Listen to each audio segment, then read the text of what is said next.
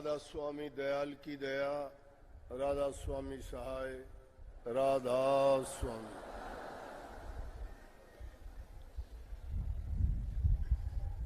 आप सब को आज बैसाखी की बहुत बहुत मुबारक शुभकामनाएं।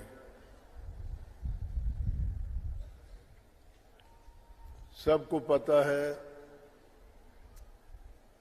कि बैसाखी का त्यौहार ज़्यादातर हमारे यहाँ हरियाणा, पंजाब, उत्तर प्रदेश, मध्य प्रदेश यहीं ज़्यादा मनाया जाता है और उनमें भी विशेष रूप से पंजाब और हरियाणा में ही।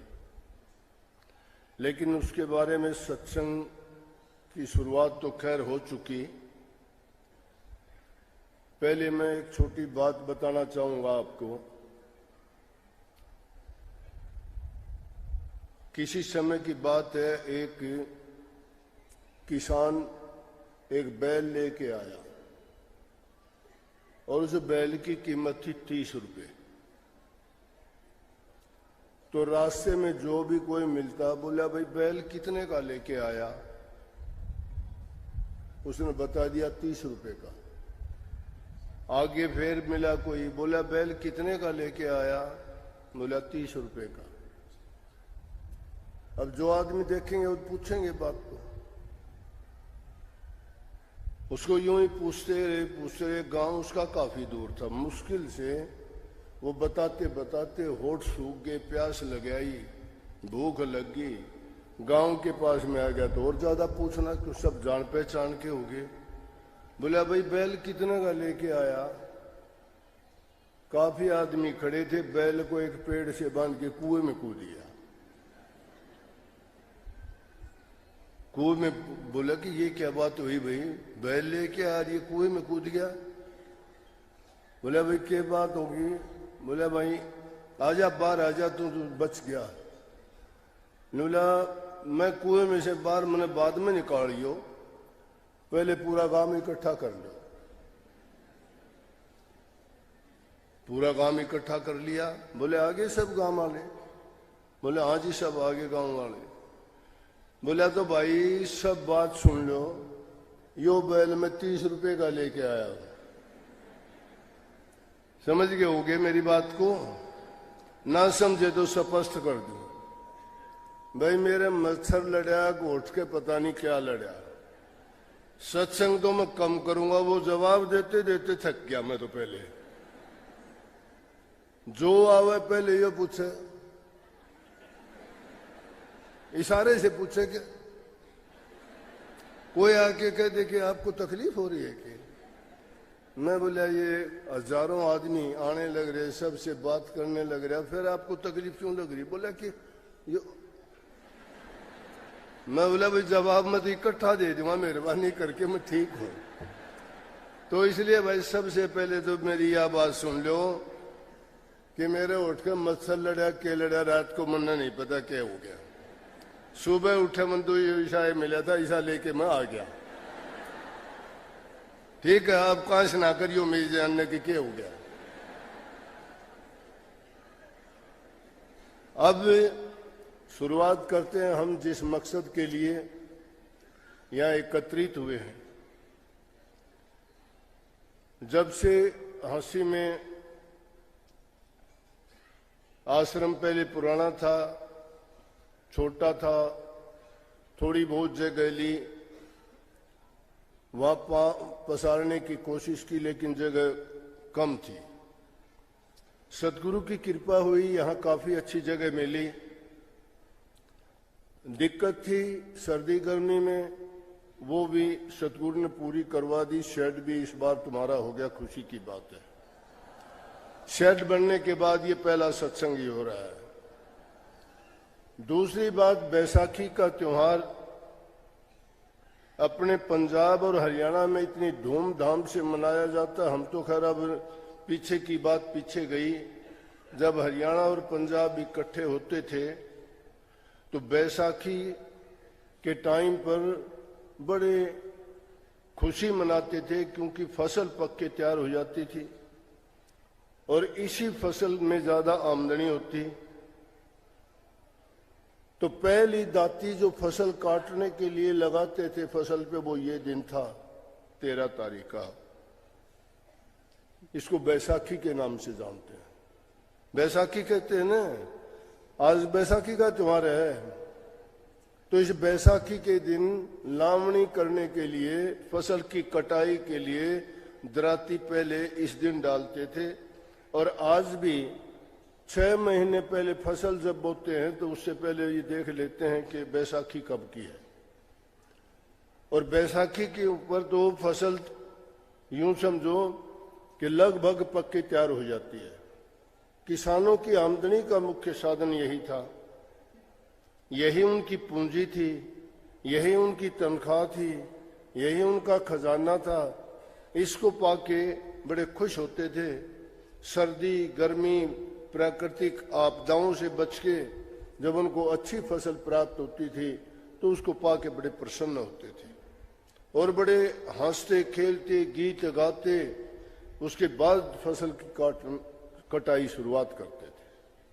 तो एक तो इस खुशी वाले दिन के लिए आपको बहुत बहुत मुबारकबाद और मंगल कामनाएं। दूसरी बात, इस दिन की इससे भी ज्यादा बड़ा महत्व है कि सिखों के 10वें गुरु गोविंद सिंह जी ने खालसा पंथ की इसी दिन स्थापना की थी। पंज प्यारे जो बनाए वो इसी दिन बनाए थे। और इस दिन के बाद उनको खालसा कहने लगे थे। वो बैसाखी का ही दिन था।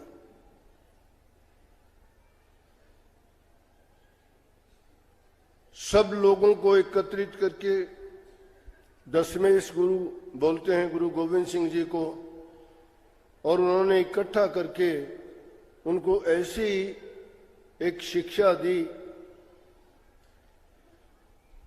मंच पर सीधे खड़े होकर लोगों के बीच में तलवार को लहराते हुए कहा कि कोई एक ऐसा सिख है जो अपना सिर दे, जो गुरु को अपना सिर दे दे। सन्नाटा छा गया सभा में। कोई उठ के चलने लगे, कोई नीचे देखने लगा, लेकिन एक शख्स खड़ा हुआ और कहने लगा कि मैं तैयार हूं।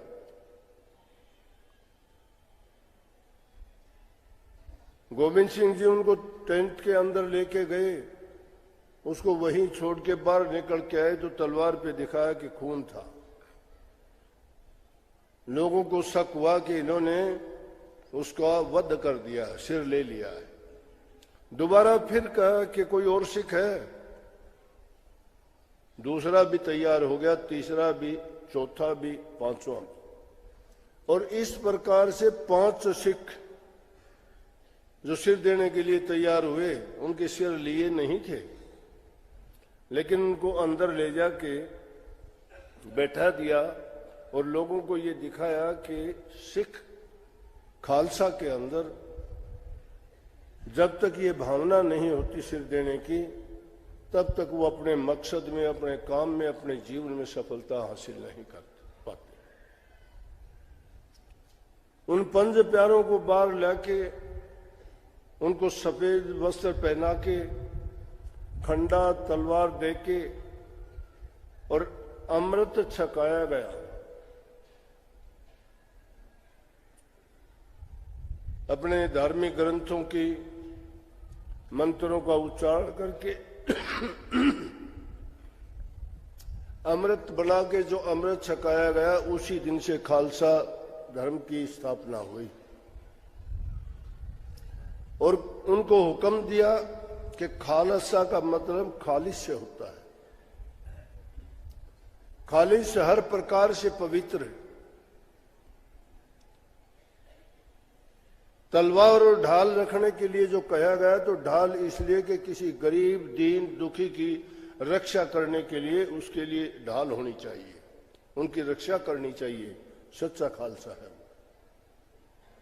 तलवार इसलिए दी गई कि कोई भी अगर बिना मतलब के और परेशान करता है, दुष्ट और जो दुश्मनी वाले काम करता है तो उनको उस तलवार से डराने के लिए, या अगर वो ज्यादा बुराई पे उतरते हैं तो अपनी आत्मरक्षा के लिए उसका प्रयोग करें।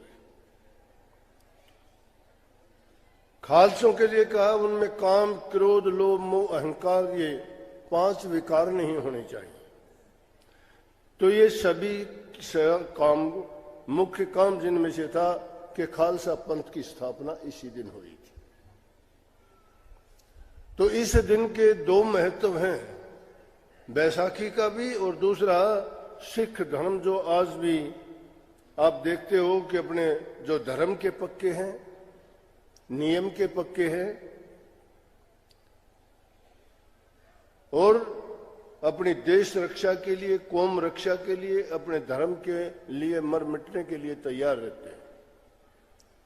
और उन सिखों की कुर्बानियां देखोगे, उनके अगर इतिहास पढ़ के देखोगे तो आप देखना तो उसको पूरा रूप से समझने में भी आदमी को इतना कष्ट और दुख होता, सुनने में भी,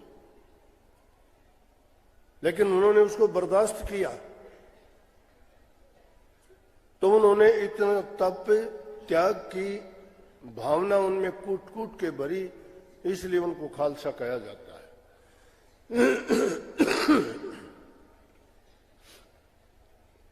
इसी प्रकार से सत्संगियों के लिए भी मर्यादाएं हैं, नियम हैं। उन नियमों के मुताबिक अगर सत्संगी चलता है